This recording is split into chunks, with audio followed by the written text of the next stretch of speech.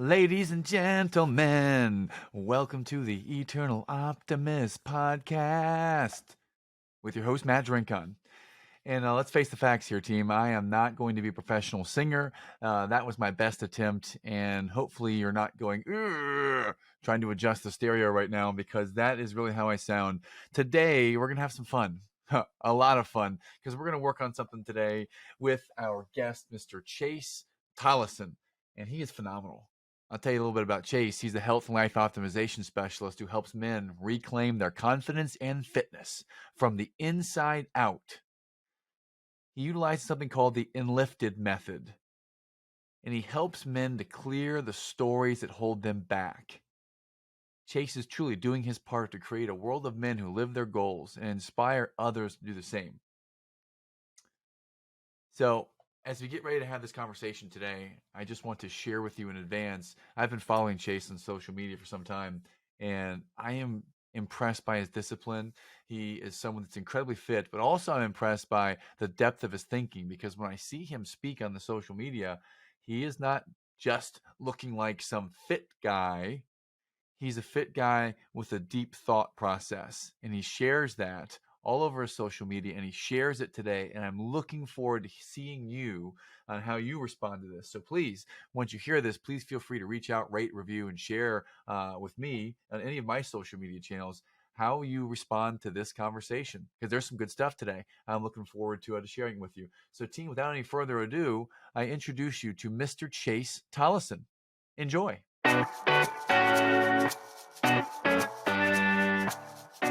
Hello, and welcome to the Eternal Optimist podcast, the show for optimists by optimists.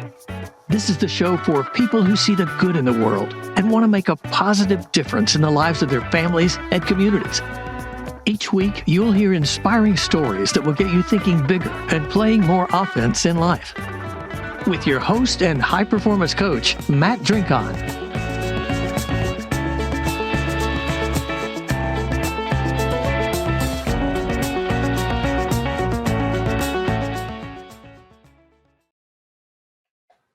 And with that introduction, it is my sincere pleasure to introduce you to Mr. Chase Tolleson. Chase, how are you today, my friend? I'm great, Matt. I'm excited to be here. I'm looking forward to this conversation. Absolutely, my friend. Absolutely. I've been looking forward to it since the first time I saw you on social media, and you got referred to me by Mr. Austin Lenny, who's been on the show, and he was a handful. I loved Austin's energy.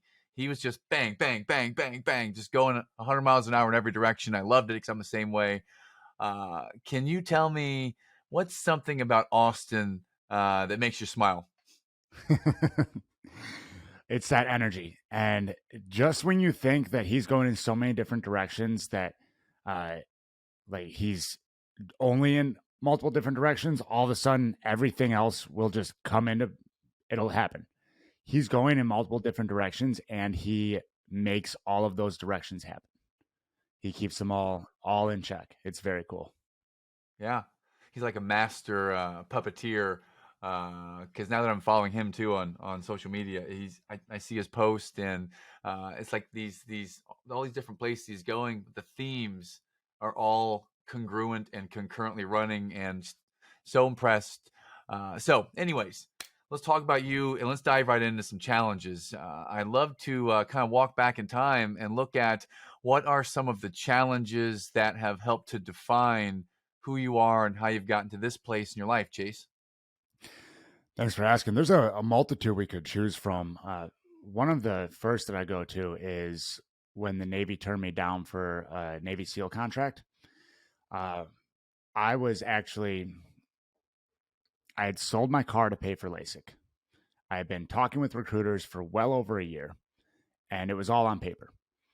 I go to contract in at MEPS, Military Entry Processing Station, and they tell me, sorry, new instruction was sent out 5 days ago. Your misdemeanor is no longer waiverable. So I had a misdemeanor possession charge from when I was 18. I was 21 at the time. And at this point, the whole reason I was talking with the Navy trying to be a SEAL is because my second cousin had sent me a book called Lone Survivor. Maybe you heard of it. Got turned into a movie. I tore through it in 72 hours, sold my car, It's like, and that was the car I was never supposed to sell. The Camaro I'd had since I was 16, And so his plan backfired because that book, he heard I was talking with military and thinking about spec war. And he's like, this is what it's actually like. You get stranded on a mountain. Of course, 21-year-old testosterone fueled meathead. Oh, heck yeah, like, let's go, So I dig into that. I sell my car, and then we fast forward back to MEPS. I go home. I'm quite let down. We give my package to my second cousin. He's rubbing elbows with admirals at the Pentagon. He gives my package to this deputy chief of naval personnel. All right, so like this guy could pull strings. This guy reads my package. He goes, sorry, don't believe his story. I can't help him. The story was one that the recruiters told me to write to push my stuff through faster. So it wasn't the truth. It was something, yeah. So at this point, I've been talking with the Air Force, then the Army, then the Navy from 2008 or summer 2008. And we're now in February of 10 or January 10. And they go, I'm like, all right, I've been talking with the military for 2 years. Get me out of town as fast as possible. I'm ready to go. And fast in 2010 was like 3 months. Okay, you're an engineman. You leave in 9 days. So I go in the Navy. I'm like, well, I'm still going to go be a SEAL. And they're like, my command says, that's cool. And no, you're not. Even if you submit a package and you get approved, you're too good at working in engine rooms and we're too small of a ship and we're not going to let you go. So yeah, this story ran my life for ages. I got out, I opened a gym. The effort was never really there because I thought, well, what is it? What's the point? If it's all just going to happen anyway, it's going to be rugs going to be pulled out from under my feet. And that story ran my life until I started working with stories, started working words and language with people. Okay. Well, take us back to the story. You read the book, you're inspired back at the age of 21, you go to enlist in the Navy, you wanted to be a SEAL, you wanted to live that life and serve that way. And from there, it feels like from where I'm listening, you just get let down after let down by the people. You put your trust in the recruiter to this story, and nope, that's not going to work. You get in, you go in, and you share, this is my dream, this is where I want to go. And they say, yeah, but you're too good here, so no, you can't go there. And this story starts to develop. So I feel for you right now at the moment. I'm thinking with this particular story, you took that somehow you have this story in there, and at the same time, you managed to become an entrepreneur and launch a gym. So there's a story, but there's also a lot of strength here. How did you come to launch a gym? What was that journey like? So the gym, by and large, came out of Chase becoming disenfranchised with a broken leadership system and flawed advancement structure in the Navy. I got out after 4 years and I said, I want to be my own boss. I like working out. I'm going to open a gym. And then I got a better business education than most people get when they pay for a business education, because I went into thinking I could just coach and learned I had to run a business. So I went through that. And the story of being or wanting to be a SEAL and it being that one, unbeknownst to me, was running in the background for years. Why put full effort forth if the rug's going to be pulled out? Why try and change it if the path is predetermined? And a few years into running the gym, I was introduced to a program called Enlistment, where we look at the stories. And you may have had people, judging by the fact you've had Austin on, you may have had another guest on talking about Enlistment. The stories run the show. Abracadabra comes from the ancient Aramaic for "with my word I create." And that, once I learned that magic, I was actually able to take this story of, the Navy did me dirty, to I went and I looked, I was able to see it for the wins, because I went from not being able to run a mile straight to running 2 miles in 13 minutes with a pack on, swimming 2,000 meters, running home at the same pace, and then doing push-ups, pull-ups, and what have you, until I was blue in the face in the garage.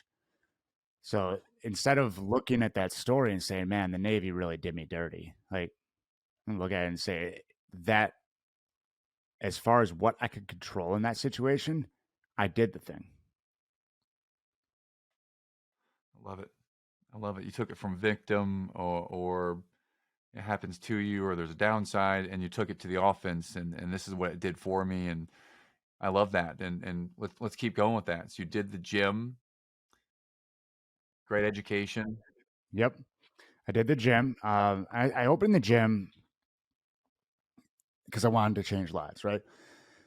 At the core, that's what I wanted.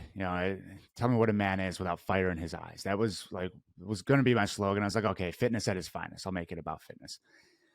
And I was like, oh, we're going to go to the CrossFit Games. We're going to do this. And the vision started shifting. I realized that fitness is more than just performing. And slowly and surely, the gym became more like I became more into the mindset. I'm great with movement and lifestyle. And mindset and identity creation is where it's at. That's the missing link. And a lot of coaches will talk on mindset in the fitness industry. What I found was these stories, these underlying mechanisms that create havoc, that create, you said victim, right? That create the victim mentality. And the definition of the victim mentality is when an individual tends to regard themselves as the victim of the negative actions of others, even in the absence of clear evidence. And it depends on a habitual thought process and attributions. It is an acquired trait where an individual tends to regard themselves as the victim of the negative actions of others. It's acquired. We pick it up somewhere. It depends on habits and attributions to feed it.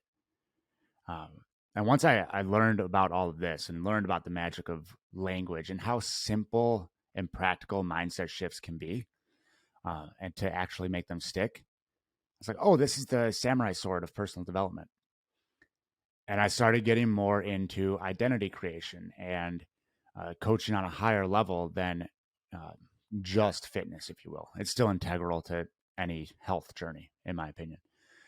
I actually coming back around to a little less than a year ago, Q1 2021, we'll go further than a year ago first. Q1 2021, I said, I will no longer be in day-to-day operations at the gym. Q1 2022. Told that to my coaches. Little did I know how that was going to work out. Now, here's another fun, I may have put this one in my intake form. Here's another hard time I went through. My little brother passed away unexpectedly, November 27th, 2021.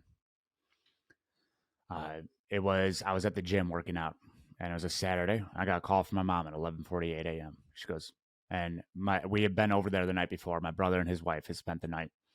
She goes, Ian's been unresponsive to CPR for the last 10 minutes. The paramedics are here working on him. I let out the expletive, and she said, yeah, can you come to the house? So I drove my 2007 4Runner like it was a Ferrari, and we went up there. They pronounced him dead at the scene, and then got a pulse via epinephrine. And, so it was an induced pulse. His heart stopped 2 more times in the ER. Once he got to the critical care unit, his brain went without oxygen for so long that it was swelling down into his brainstem, into his spine. His autonomic nervous system was shutting down on its own. And at 27 years old, his wife had to be the one to make the call that, comfort care only, which is a fancy way of saying pulling the plug. That being said, all of these tools were integral in that. My sister by this point had become engrossed in this work as well. And when she walked into the hospital, I gave her a hug. I was like, they're going to need us. And anytime somebody would start sobbing that day, because it happened multiple times, I would walk over, I would hug them, and I'll just breathe low and slow. And this is one of my favorite tricks. Somebody's crying, just hug them and keep breathing. Because sooner or later, the crying comes down. Then they just kind of goes to a whimper. And then before they know it, all of a sudden, they take this big, deep breath. So that, putting that story in there, because my brother was the guy that I always went to. He was the one that I would talk things out with. He was always the middle guy, the middleman in a situation. He could see all the sides of everything. And I talked with him multiple times in 2021 around the gym's burning me out. It's not the thing anymore. In brick and mortar fitness, people aren't getting the whole picture. They want to come in, sweat, and leave. They're missing big, big pieces of the journey. Less than a week prior to my brother dying, my head coach had quit. And then after my brother passed, we were getting pictures together for his celebration of life. I realized, well, I'm not in these videos because I didn't go on that trip with him and the boys because I was running a gym. I'm not in this picture at his celebration of life from his 25th birthday because I left early from that party because I had to wake up early and run the gym the next day. And that solidified it.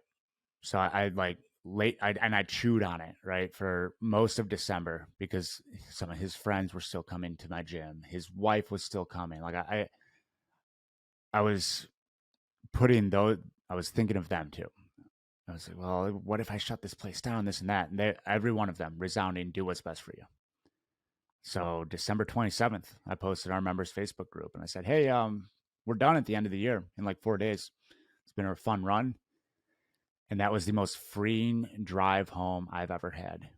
And since then, I've been working online, been working with Austin, and doing all kinds of fun stuff. Wow.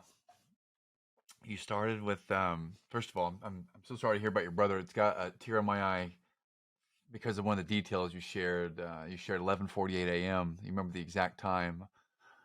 I remember the exact time my mom called me when my dad passed, 7:06 a.m. on the day after Memorial Day, 2005. And, for that, I would say kind of two sides. That was the worst day of my life in the moment, in the real time, in the real moment.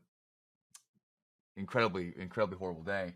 And as you would say, I would go back and look at, what are the positive things that have come from, my father's passing. And there are a number of things that I can say he instilled in me that actually make me a better human. And it's upsetting to say that it took him passing away for me to realize some of these things. And many times we learn and through pain, but I'm feeling with you here. And that was only 10 months ago. So yeah. So I guess I have a couple questions. One question might be, in the 8 years of running the gym, you came to realize that you love fitness, you wanted to serve people, and it's something that you've also got to run a business.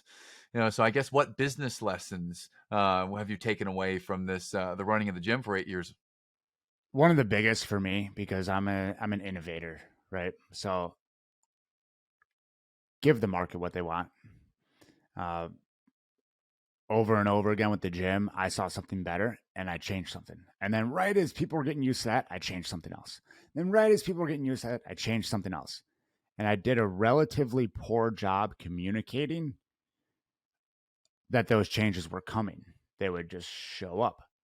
So when you're in a group fitness facility and things change how they happen over and over again, for somebody who likes to shift and improve, for myself, yeah, cool. For somebody who wants to unplug, not think about things, have the gym where they go to, get told what to do, and move for an hour after work, it was cumbersome at times.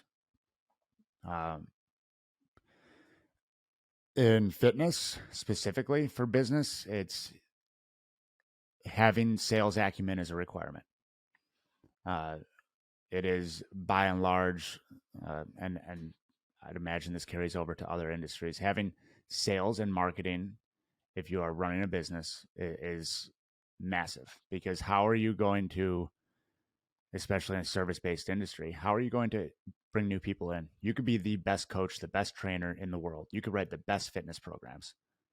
Until you know how to meet those people where they are and truly meet them where they are as soon as they walk in, not after some assessment or an intake form. Meet them where they are and convey the value to them and why it's going to, and believe in it, and put any fears aside from around the word sales. It's going to be an uphill grind. Thank you. A couple of nuggets of wisdom there, listeners. Appreciate that from Chase. I'd love to go to, you got the news, challenging, devastating day, and you said that a couple months later you made that decision, and it was the most freeing thing to share that with your members. Can you take us back to the leading up to that statement to your gym membership? How did you come to that conclusion that it's time to move on? And when you say freeing, why freeing? How did I come to that conclusion? I had said almost a year prior to me shutting the gym down that I would be free of day-to-day operations, the next year. So it was already planted in my head. And when you look at the reticular activating system, okay, now I'm looking for ways to make that happen. My brain went on a search and edit mission for that, and subconsciously, I was already looking for it. 2, balance. My wife and I bought a house last year, and starting a family was on the horizon. Now our daughter's due in less than a month, so October 14th. So I knew being at the gym until 11:30 with a plumber was not something that I wanted to do. Waking up to, you're only one employee away from being pulled right back into the business all the way.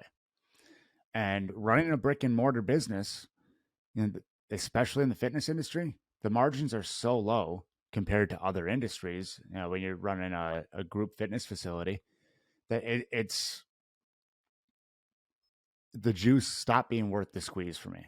When I was 25 years old and I just got out of the Navy, and I could just go, whatever. I just worked 36-hour days in the engine room. I can go 5 to 9 at a gym.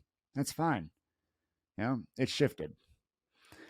So that's what created that awareness. And then as far as the freeing drive home, up until that night, if I left the gym, I was still going back there the next day. There was still the thing, and for lack of a better analogy on the spot, it was the ball and chain tied to me. Regardless of where I was moving and how I was moving, there was a weight. And driving home that night and knowing that I had just put the period on the last page of that chapter and that I was turning over a page to a new one, that was awesome, because now there's possibilities. Now there's momentum. Mm-hmm. Awesome.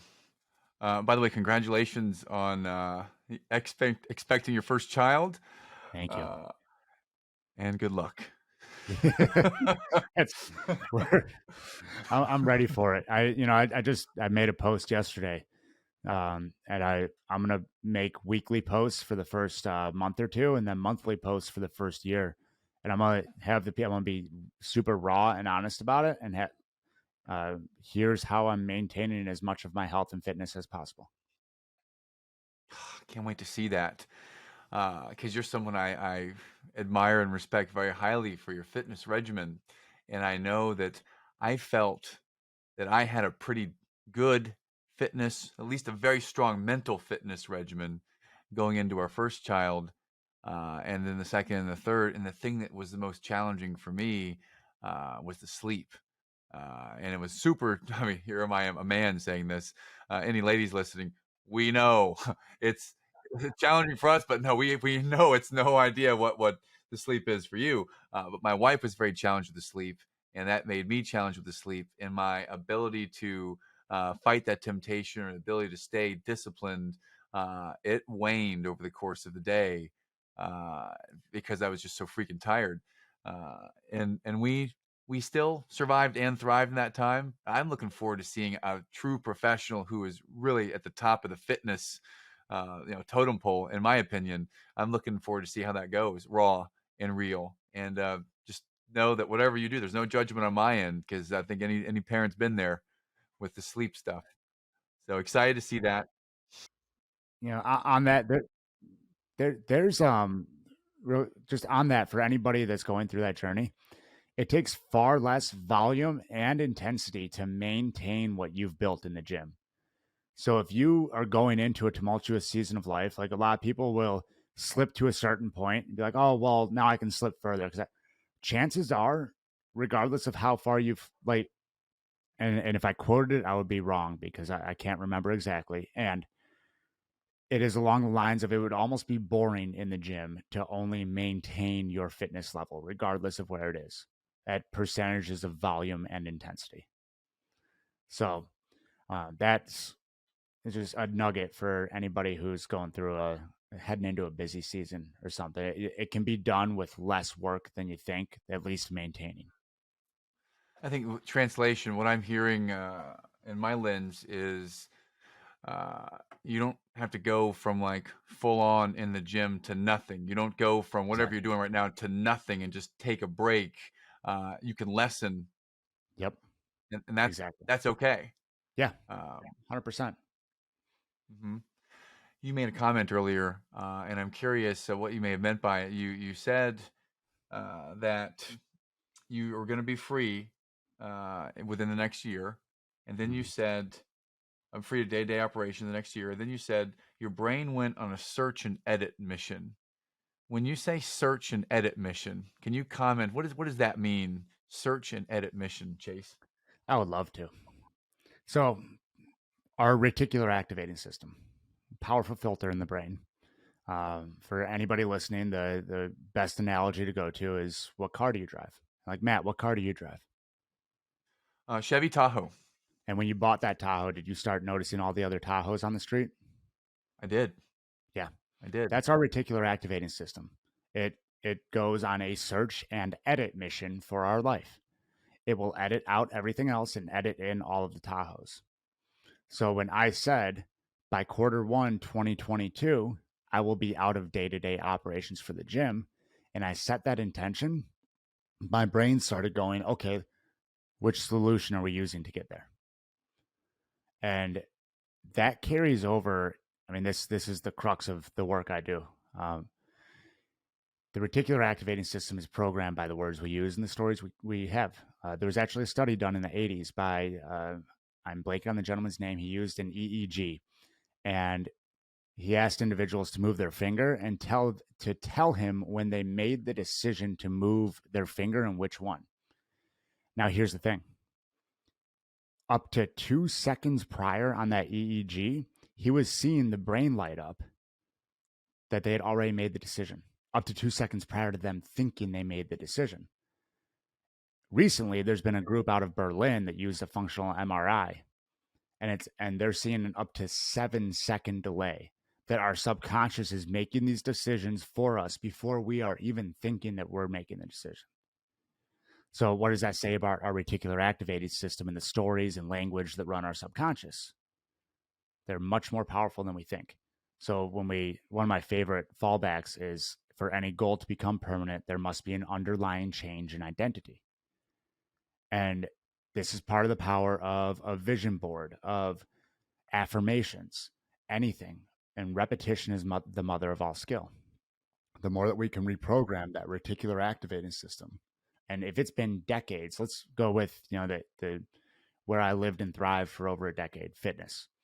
If it's been decades of alcohol every single night and fast food and poor sleep and a sedentary lifestyle, it is going to take time to become the person who works out 5 days a week.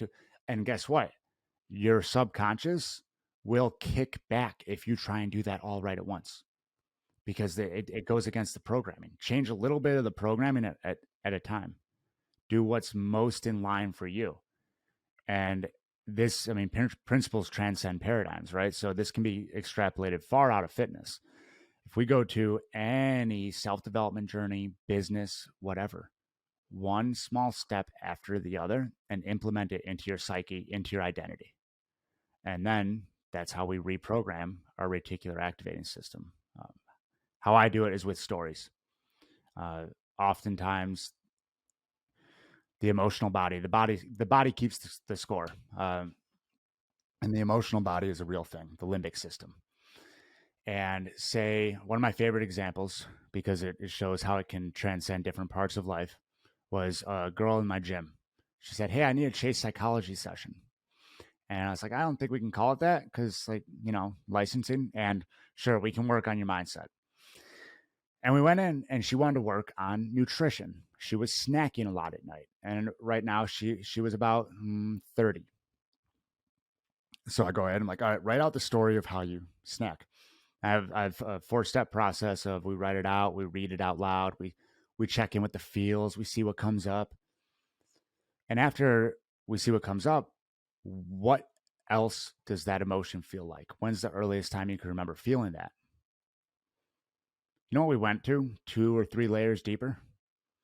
When she was 12 years old, her mom pressured her to have a certain body type for cheerleading.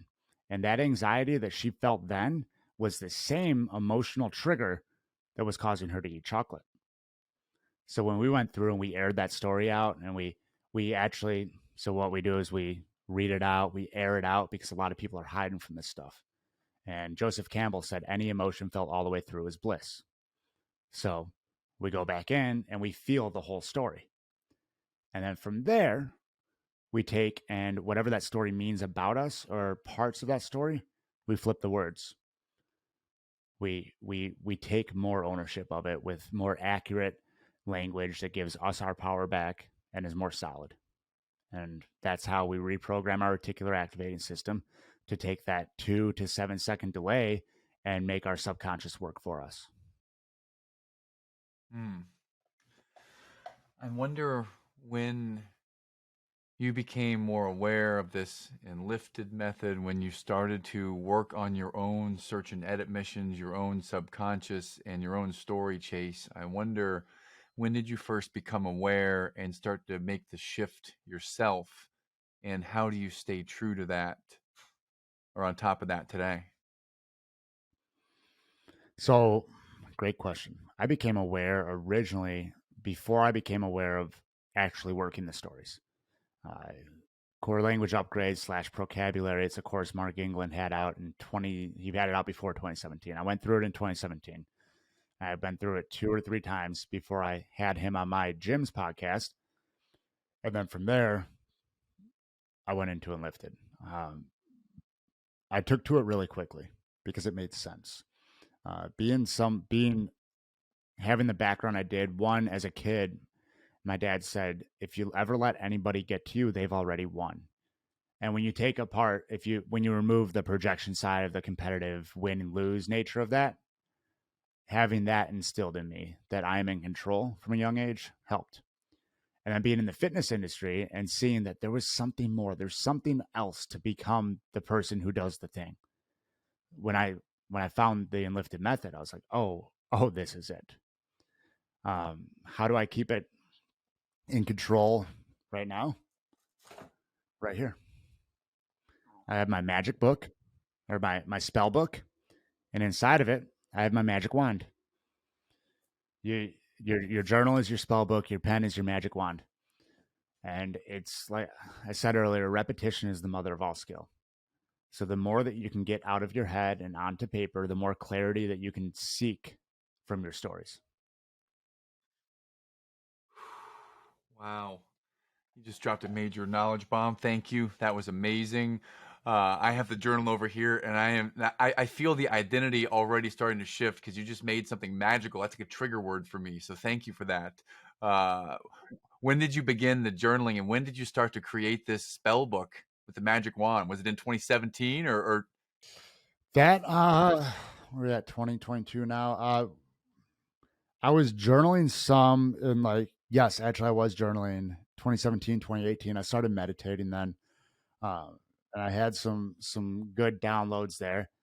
And then going through the Enlifted level 1, the homework for almost each week in there is a 45-minute solo walk, come back and journal. And doing that through each week as I was going through this language work and the story work was just instrumental. And then likely a few weeks after I got out of Enlifted, I was like, wait, if words are magic, then our journal isn't a journal. It's a spell book, and our pen's a magic wand. Yeah. Awesome. I don't know if this is the right question or appropriate. And if no, feel free to totally say no. Would you mind opening it up to any particular page? What might be a sample of something that a high performance mental optimization coach, what might be something that you write in a journal? This is an interesting page. Let's see. This one is interesting, and I'm going to take a couple other random polls just to see. So this is, we're going to do the one I originally. So there are multiple things in here. My journal is different day to day. One of the pages I pulled to is a journal entry that got turned into one of my philosophy tracks.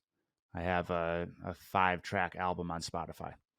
A lot of the pages are at the end of the night. If I don't have anything specific to brain dump, I'll give myself 3 wins, and then I'll get 3 action items for the next day on the page. For myself, that helps so much.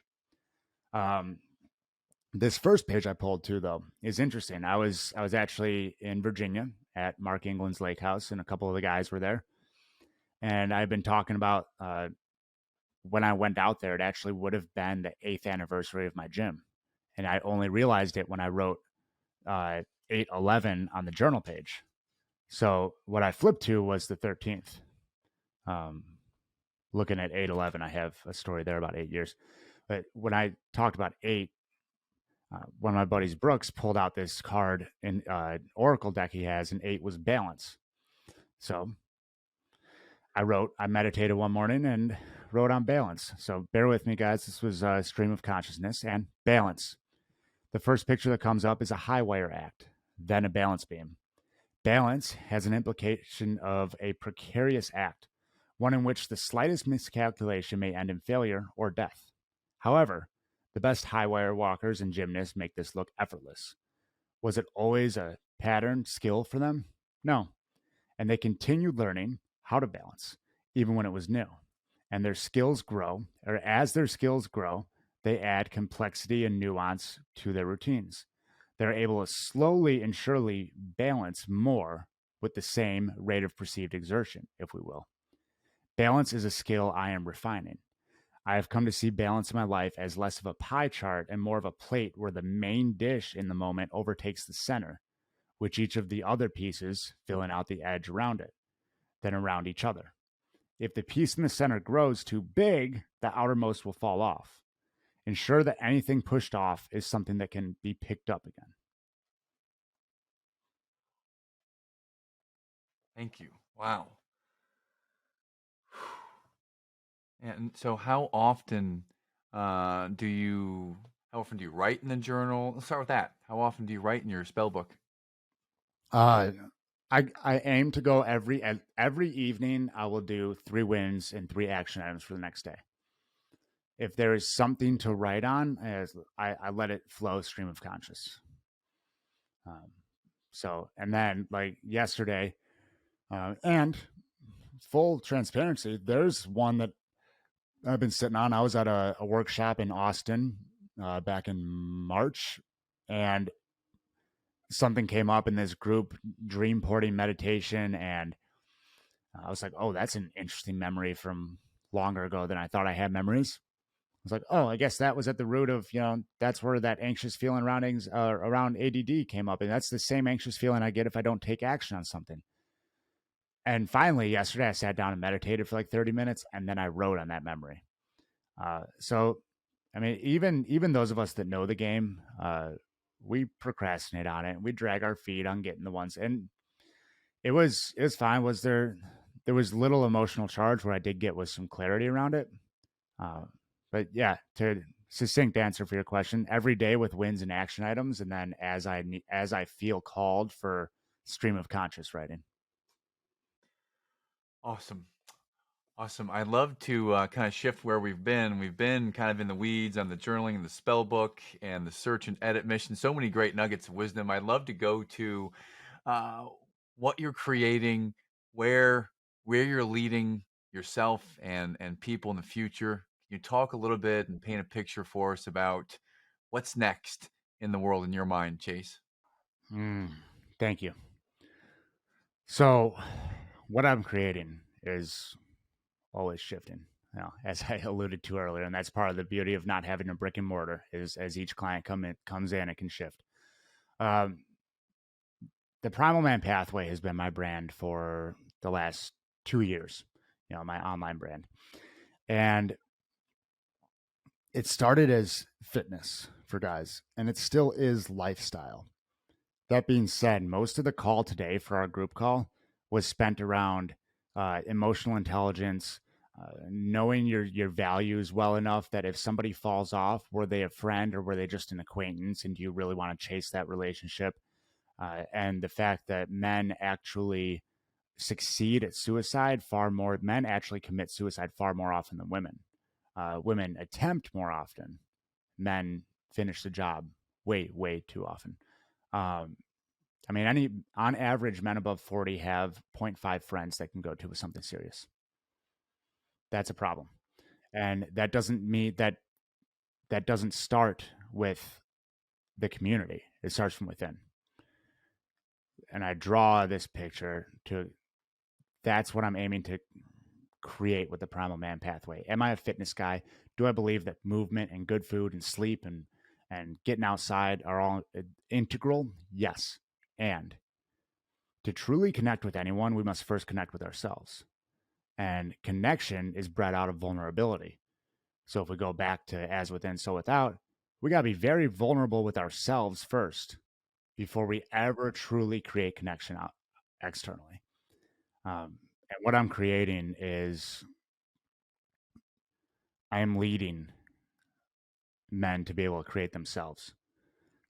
Leaders, change makers, guys that are so on fire mentally, in their heart, in their soul, and physically, that the world is their oyster.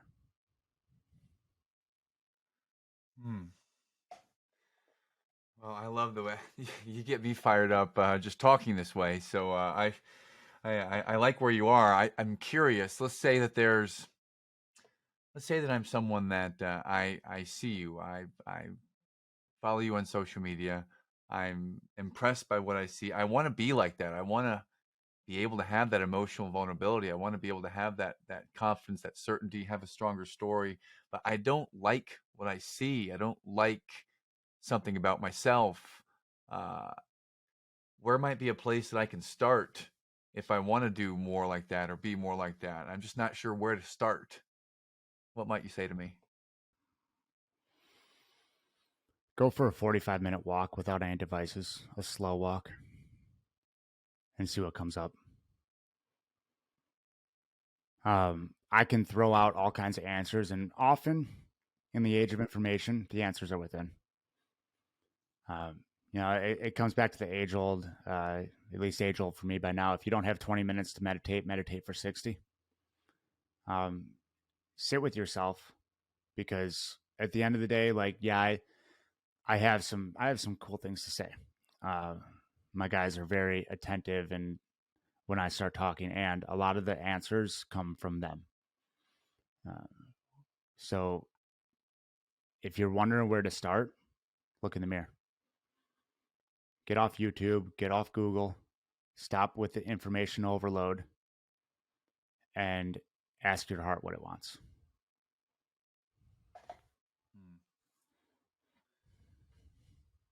It's interesting how some of the times the best answers, the best solutions are hiding in plain sight. That's yeah. That's what happens back to the basics. Yeah. I mean, dude, the lifestyle side of my program, people come into it and they're like, "Oh, I didn't know it could be this simple." Like, it should be, because it should be able to withstand a kid or a business or kids or a death in the family. If we underthink it, any jerk can overcomplicate something. Anybody, it's the mark of a true professional to be able to explain it like you're 5. So that's there's a lot of, especially in personal development, fitness, wellness, anything that involves coaching these days, there's a lot of noise around the perfect solution, the magic Perfect. face. Oof. Yeah. Dirty Yeah, P word. I know. Oh yeah, just perfect. Like, guys, and I mean, I've said all this throughout here. I mean, the victim mentality, all we're doing is turning the noise down on it. I still have times where I'm like, am I that good of a coach? Oh Mm-hmm. man, do I really deserve to be charging what I charge? And then Mm-hmm. I turn around, my guys are like, this is worth every penny. You should raise your rates. So Mm-hmm. yeah. I wonder, Chase, how you might use. You mentioned earlier that you might use affirmations from time to time. I wonder how you might use affirmations when some of these, imposter syndrome or self-doubt or whatever comes up inside. How you might use affirmations from the primal man pathway perspective. Yes. And I want to make sure I deliver some value here as opposed to, hey, pull affirmation off of Pinterest. So if there's something, we'll go negation to affirmation, right? We'll make it. And if there's something you don't want, if there's something you're looking at yourself that gives you that, causes you to hold your breath, because that's, I mean, that's another rabbit hole for another day is breathing. Just get your breath low and slow, and there's going to be some big shifts. That being said, if there's something you don't want, I don't want to gain the weight back. I don't like being fat. I don't like being stressed about money. I don't like this. I don't want this. What do you want? Now, craft that statement into something that resonates with you. Whether I will, I am, I can. And if you really want to spice it up, add a because, especially if it's an I can statement, put a because in there. I forget her name. She ran a study in the 80s around copy machines using the word because. And when individuals were in line to make a copy, about 64% of the time, if you walk up and you ask, can I make a copy with zero reason to cut in line, people would let them in line. Now, when they added a because, can I make a copy because I need to pick my kids up from soccer? Can I make a copy because I have a meeting? Can I make a copy because I have an appointment? 96% of the time, people got let in front. They got really silly with it. Can I make a copy because I need to make a copy? They made the because the same statement. And guess what? It was still 94% yes. So if it does that for other people, and we go back to earlier, the subconscious, the reticular activating system, put a because statement on your affirmations. I can run a profitable business because I know how. I can lose the weight because I'm going to be a role model for my children. I can create separation between work and home because time is finite with my family. Because I value the time of my family. And make sure it feels good. Tinker with the words. And then you really want to supercharge an affirmation? Take a breath after it, all the way down into your belly and back. And rep that and do it 3 to 5 times when you rise for the day, and 3 to 5 times before you go to sleep. If you can rep affirmations as soon as you get out of bed, when your brain's still transferring brainwave states, it's actually going to be a lot more pliable there. I do 3 pieces of gratitude while my brain's still in that state every day. Amazing. You strike me as a very intentional person in the words and the stories and the actions to lead towards your why. I'm curious. I've seen your videos, and I can see whenever you raise your arm, and because you're very kinetic as well, and you have tattoos, and I'm wondering if there is a story or if there's some intentionality behind your tattoos. I've been wanting to ask you that since I saw the first video. I'll go through the stories real quick. The first one was a Navy thing before "Don't Tread on Me" started becoming more politicized. So I have they fly the Union, the jack on the front of the ship that says "Don't Tread on Me." So that was my first tattoo. Second one was my initials, Roman numeral 3.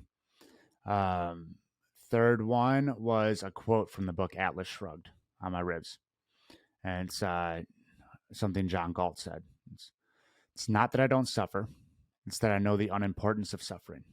I know that pain is to be fought and thrown aside, not to be accepted as part of one's soul and as a permanent scar across one's view of existence. So that was number 3. Number 4 was the phoenix on my chest, because phoenix, rising from the ashes, reborn. 5 was a rather funny one on my leg. It's a body of an eagle with George Washington's head and a rocket launcher. I was still in the Navy, and it says America across it. Yep. Awesome. Yep. Unexpected. Yep. Okay. I have my Navy rating symbol, the gear, and then I add the pistons on there for Engineman. The original logo for my gym that my brother drew on the other side of my arm. I have a rose on the back of my tricep for my wife's middle name, Rose. And I have an octopus that fills in the blank space in my left arm for scuba diving. One time going on a dive with my dad in Aruba, I had an octopus crawling up my arm. So, and then I have this eye right here for my brother's vision. Right there. And that one actually has his ashes in the ink. And then I have a peregrine falcon on my right arm, because peregrine falcons, when they go after their prey, dive at 242 miles an hour. So if I want something, I'm going to go get it. And then I have one on my shin that is a ship. It's done traditional style, full color. It was traced off the same outline of a ship my brother had. So that one's another tribute to my brother. So yes, for meaning, every piece has something behind it. That may have been the best answer in the history of our show. That was awesome. Thank you. Thank you for everything. I guess I'd like to close with a couple thoughts. I'll ask you last how people can find out more about you. But before we get to that, I'd love to ask, is there any question I didn't ask you today that you might like to answer? Off the top of my head, no, this has been very thorough. So okay. Good. Well, help us find out more about Chase Tolleson, the Primal Man Pathway, and any offers for our listeners. How do we find out more about you, Chase? I do want to answer one question real quick. I'll give him a nugget before I go there. Nice.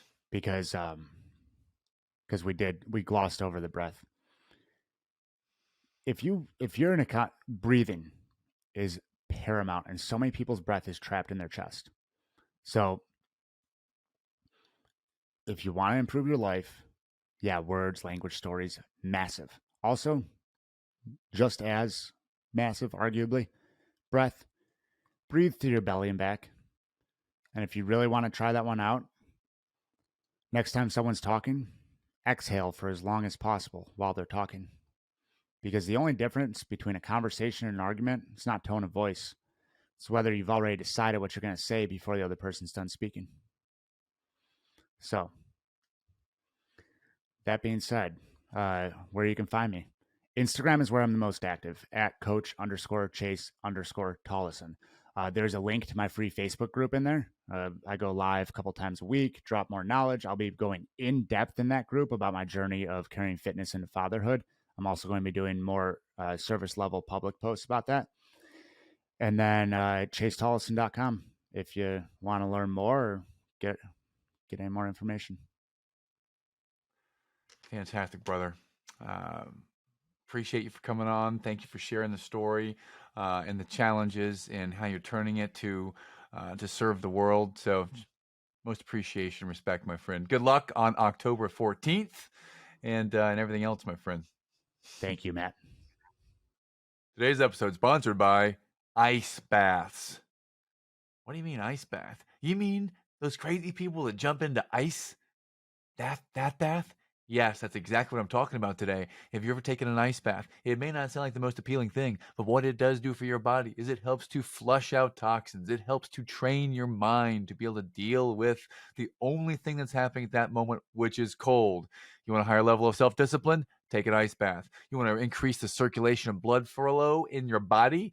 take an ice bath. If you want to simply challenge yourself to something that might be a fear you have, take an ice bath. I promise you, you will not be disappointed by taking an ice bath. Today's sponsor for the Eternal Optimist podcast.